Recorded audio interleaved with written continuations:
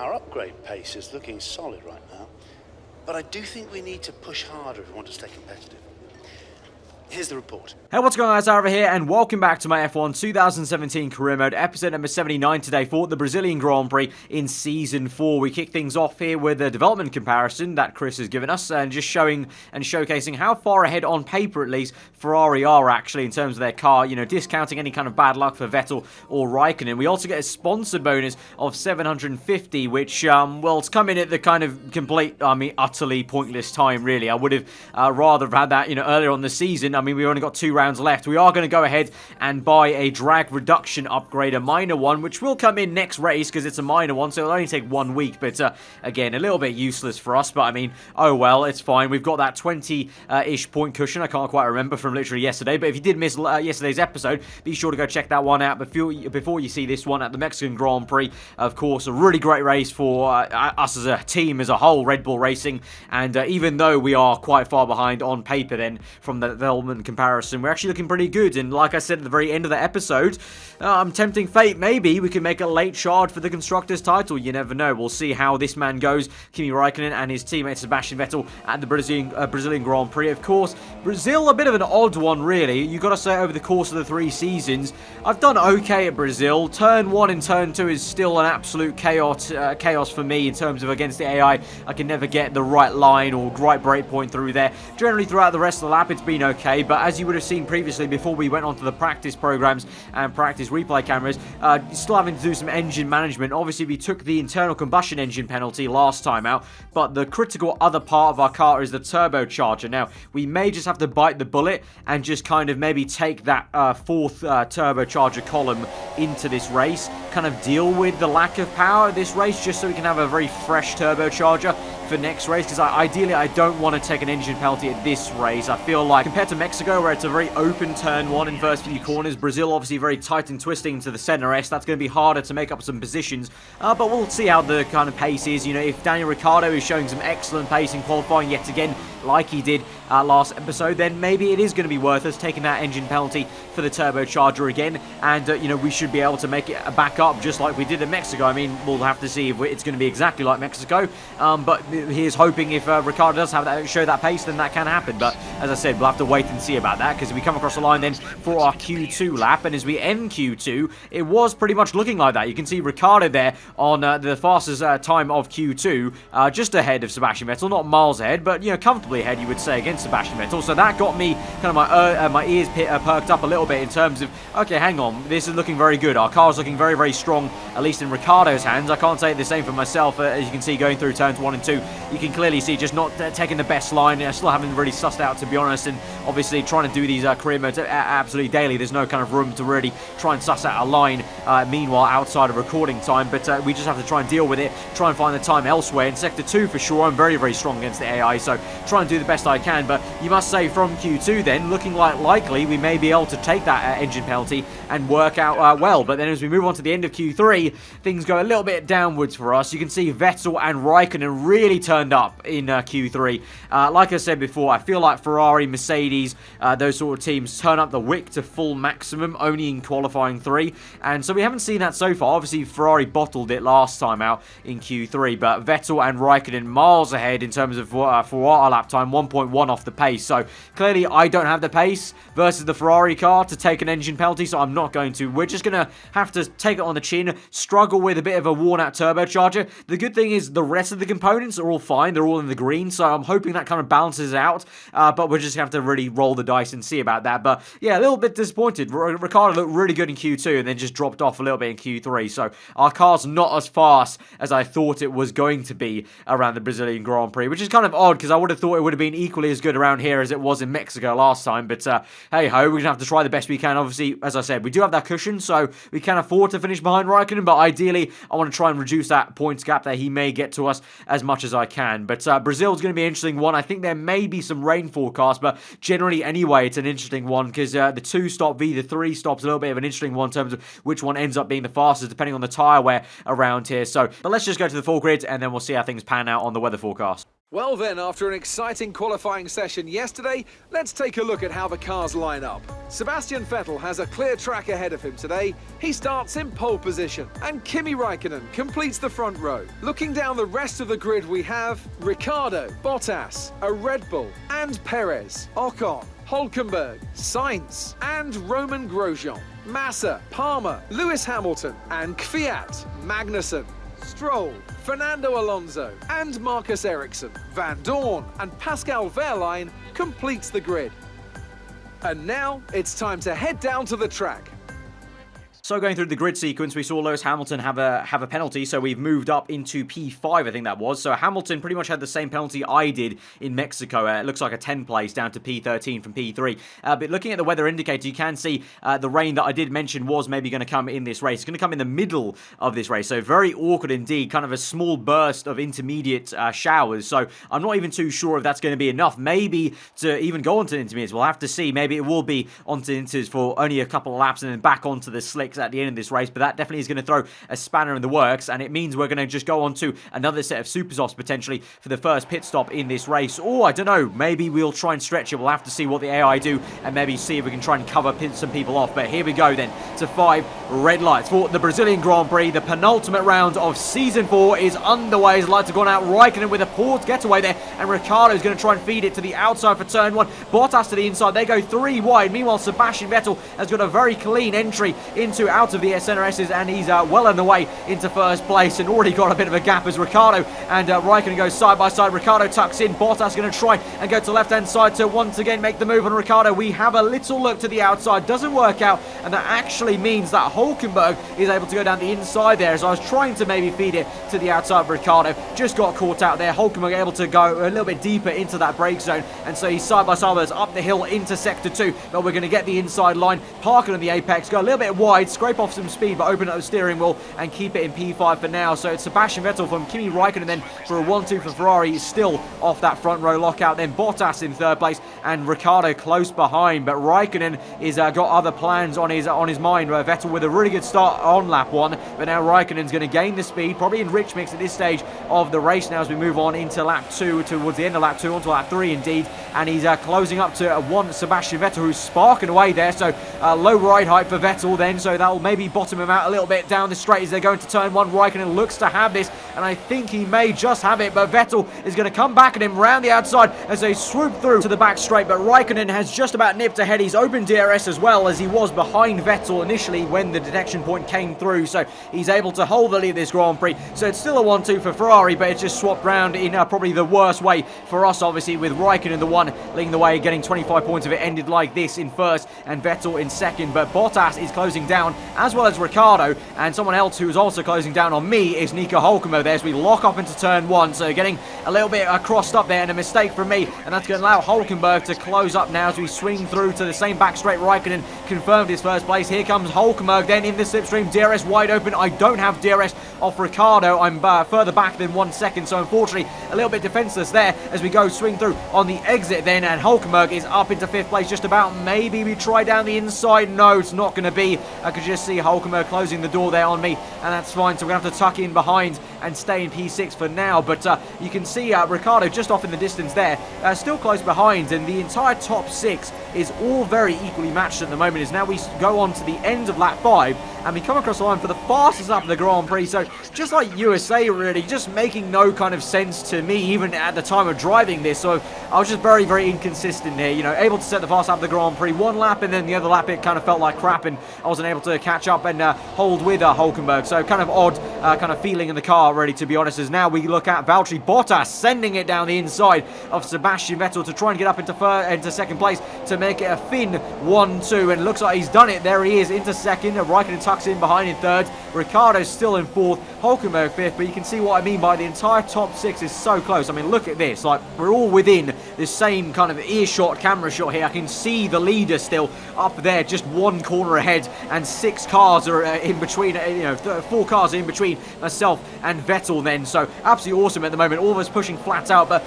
very much kind of like your classic 2017-esque sort of kind of race. We're all pushing flat out, so therefore no one's really making too many positions or time up, apart from Bottas making the move on Vettel. But now as we go through to the main straight, Bottas may be looking to make a move for the lead of this Grand Prix. He's going to have DRS, and I would assume would have rich mix, and Raikkonen is losing a lot of time there in a straight line, and Bottas is cleanly to the inside and up into first place even before they get to the brake zone, so he's able to tuck over back onto the racing line. So the Ferrari cars may be turning the engine down somewhat, and Bottas really flexing the muscle of what has been, well, really not an impressive Mercedes car so far in Season 4. That's really one of few rare times this season we've seen the Mercedes fly past a car. Really, they've actually been the ones being overtaken very easily most of the time this season so far by my car, the Red Bull, and also the Renault and the Ferrari time and time again. But Bottas at the moment, fair play, in a commanding lead now with Hamilton, his teammate, nowhere to be seen, of course, with an engine penalty down the order. Meanwhile, Hülkenberg overtook Ricciardo. Now you can see we're using that opportunity to maybe try and get past our teammate there. Obviously, it looks like he's lost a bit of time and kind of momentum in general after being overtaken by Hülkenberg, as Hülkenberg's already getting away from both of us. Obviously, I'm slowing both of us down now by trying to make the move, but if I can get past Ricciardo, that'll be ideal for me, just to try and get a move on and just gain some kind of confidence, really, because at the moment, since lap 2, lap 3, since I got overtaken by Hülkenberg, it's pretty much just been a case of stalemate for me. So if I can just make one overtake here, I feel like we can get some momentum going in this Grand Prix. Meanwhile, I think that's Hülkenberg on the left-hand side coming to the pit lane then for an early pit stop as we go past Ricciardo on the right-hand side. Very close stuff there, and Ricciardo didn't give me too much room to work with. I actually went on the grass then to try and hold it through on the right-hand side. But as we go through turn 2, you can see a few droplets of rain on the left and right, and now down the middle of your screen. So the rain is rapidly coming down, just like it did at the Mexican Grand Prix. So it may be time for the intermediate straight away. And you can see change of strategy opened up by engineer. We do accept that. And so on lap 9, at the end of lap 9, we are going to make the pit stop for the intermediate. So just about probably correct, you would say. The weather indicator had it about a third, and a third. So lap 9, yeah, it's about a third of the way through the Grand Prix. So pretty accurate then. So we come into the pit lane then. Bottas gets held up somewhat by myself coming in, and Ricciardo's going to equally get held up, or I think he may have stayed out. Yeah, I think he has. So screwed over Ricciardo a tad. So sorry about that, Danny. But I had to come in. I had track position anyway, so he can't fault me for that. He could have double stacked if he really wanted to. So we come out then onto intermediates, followed by Julian Palmer, I think that is, because of course Hülkenberg came in already. And so we'll try and see if we can chase after Valtteri Bottas, who's lost time now and finds himself back behind at least one of the Ferrari cars. I think the other Ferrari car, whichever one didn't pit this lap, has stayed out for one more lap on this slick. So Bottas, unfortunately, after doing great to overtake both Ferrari cars, is now down in a potential net P3. As now we catch up rapidly to Bottas. He's held up behind the Toro Rosso car, and so thank you very much, Danica Fiat. So obviously the junior sister team there doing us a favour. Thank you very much. I mean, I didn't ask if Fiat to do that, but I'll take it. I'll take it. A very easy move then on Valtteri Bottas as the Russian holds up the fin very much so on the exit of Sector 1 into Sector 2. So we're up the order into what will be now P2, as Kimi Raikkonen is the one in P1. So even Vettel lost out then, so I didn't even notice. We gained 2 positions then, basically, in the pit stop phases. Great stuff. So now we moved on a fair few laps later onto lap 16 with 20 laps to go in this Grand Prix. Valtteri Bottas is going to try and come back, and as you can see, we've got a bit of a train behind us of Bottas, Vettel and Ricciardo, and the Finn sends it around the outside. We're managing to stay to the inside, and we get the better run out that corner down the hill, and we're going to keep that P2 for now. But you can see, as I mentioned, that train is looking rather, well, interesting to say the least. And at the moment, you can see I definitely am struggling. There's no two ways about it. I am struggling in these conditions, as it has been the case so far since the game came out, really. The AI this year, a lot better in these conditions than I am, at least, and still haven't been able to get up to scratch, though. Meanwhile, as we move on through the laps, then Bottas making a big mistake, and Vettel now up into P3. Bottas has lost 3 positions, and he's been overtaken by Ricciardo as well, and also I think that was Nico Hülkenberg on the exit of this NRS's, and he's down the order and way down. So a miserable day for Mercedes once again, because Hamilton, as I mentioned earlier, nowhere to be seen after that engine penalty, probably stuck in traffic, and Bottas now is down the order into what would be, I think, P6, or P5, and so now we're battling Sebastian Vettel for P2. He's actually managed to nip it to the inside. We've defended successfully for now, but into the next corner, locking up on the right time momentarily. That's enough to send us a little bit wide, and Vettel takes the opportunity to send it down the inside, and he's up into P2 to make it a 1-2 for Ferrari once again. And you can see he's sliding through the next right-hander, just about keeping it on the tarmac, on the black stuff. And so at the moment, really struggling for grip on these set of tyres. I mean, the tyre wear is not too, major, but just the fact that I'm feeling a huge lack of confidence in the car at the moment. And you can see our engine is also a little bit worse for wear. The turbocharger is nearly at 80%. The internal combustion engine is also yellow, so that will affect things as well on the power delivery out of corners and also the straight line speed in general. As Ricciardo now tries to go around the outside, I try and defend as hard as I can, but then in the end, mid-corner, I think there's no point holding up my teammate because my teammate showed some good pace, so I may as well let him go and try and see if he can chase after maybe Vettel and eventually maybe Raikkonen. I don't know, but obviously being my teammate, I'm not going to put up too much of a big fight against him. Against Palmer though, the other Renault, so it was actually Palmer, not Hulkenberg, who overtake Bottas. My bad. So fair enough. Palmer, not I just assumed it would have been Hulkenberg, but it's Palmer. Fair enough. And he's going to try and overtake us now, and you can see just how much I'm struggling. I've just got no pace. I've got no pace against the AI at the moment in these conditions. We're going to try and send it back down the inside of Palmer if we can. He's going to give us the room. He actually goes a little bit slow mid-apex, and that's going to allow us to swing back through and cut him off on the racing line. But you can see going a little bit wayward and opposite lock. And so I'm just trying and praying that the slick period that was on the weather indicator comes sooner rather than later, because once again, Palmer back down the inside, lap 22 now, and he's completely got us in the brake zone then. So can we try and just nip our nose in for turn 2 just about, and we get a little bit wayward and wide on the exit, but that's probably going to find us a little bit of grip on the wider line, and we just about hang on to P4 at the moment, but Palmer is still lurking, as well as actually Valtteri Bottas then in the distance. We go to the inside again to be defensive, and we lock up though, and we go wide, and Palmer has completely done us on the switchback move. He's actually then brake checked us a little bit. We go wayward with oversteer, and so we've actually been mugged off by Jolyon Palmer. That is a sentence that I never thought I'd be saying, but